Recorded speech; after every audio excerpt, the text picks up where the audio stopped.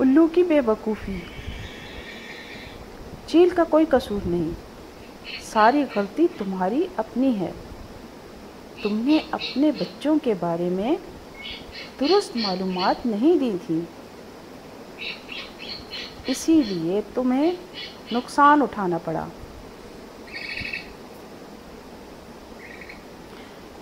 ارے تم نے یہ کیا کر دیا؟ یہ تو میرے بچے تھے۔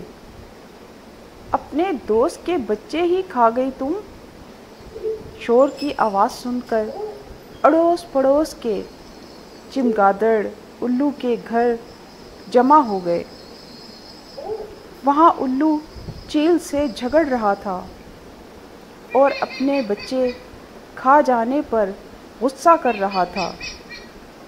الو نے روتے ہوئے اپنے پڑوسیوں کو بتایا، نئے سال کی خوشی میں جو جنگلی پرندوں کی دعوت تھی اس میں نا میری اس چیل سے دوستی ہو گئی تھی۔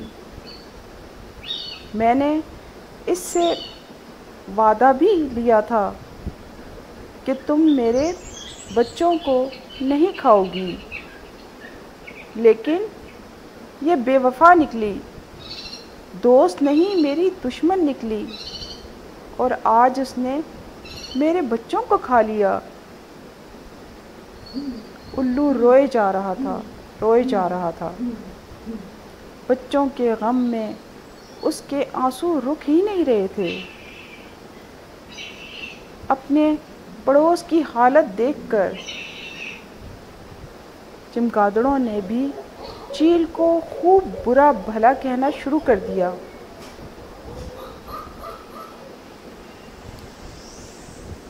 جبکہ چیل پہ تو جیسے کوئی اثر ہی نہیں ہو رہا تھا۔ چیل نے انہیں خاموش کرواتے ہوئے کہا، آپ سب اس کے پڑوسی ہیں، ہے نا؟ پہلے میری بات سنیں، پھر فیصلہ دیجیے گا۔ چیل نے کہا، ابھی تک آپ نے آدھی بات سنی ہے، پوری بات آپ لوگوں کو پتہ ہی نہیں ہے۔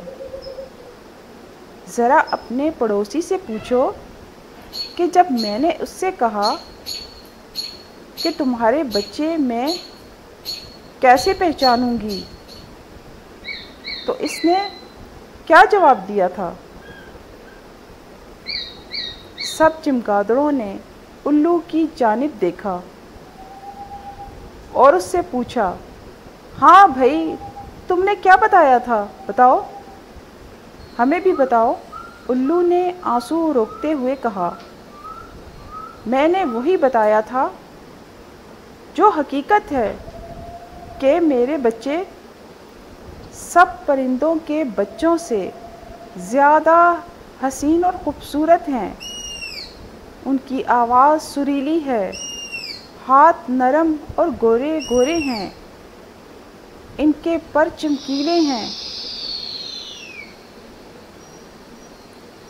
تم نے یہ بتایا تھا، تعجب ہے۔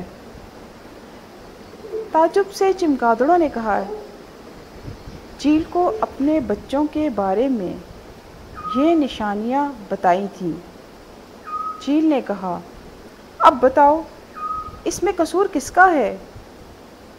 میں تو شکار کی تلاش میں ادھر ادھر اڑ رہی تھی،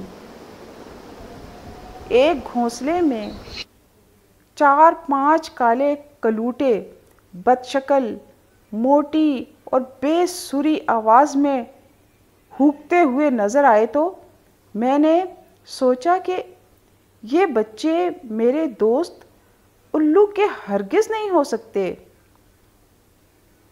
کیونکہ وہ نہ تو یہ خوبصورت اور حسین ہے اور نہ ان کی آواز میٹھی اور سریلی ہے۔ یہ سوچ کر میں نے ان کو کھا لیا۔ اس کے بعد جو ہوا وہ تم سب دیکھ ہی رہے ہو۔ یہ سننے کے بعد ایک چمگادڑ نے آگے بڑھ کر الو سے کہا، دیکھو اس میں چیل کا کوئی قصور نہیں، ساری غلطی تمہاری ہے۔ تم نے اپنے بچوں کے بارے میں غلط معلومات دی تھیں، درست معلومات نہیں دی تھی، اسی لیے تمہیں نقصان اٹھانا پڑا۔ دراصل ہر ماں باپ کو اپنے بچے بہت خوبصورت اور حسین دکھائی دیتے ہیں، لیکن حقائق چھپانا بعض اوقات مہنگا پڑ جاتا ہے۔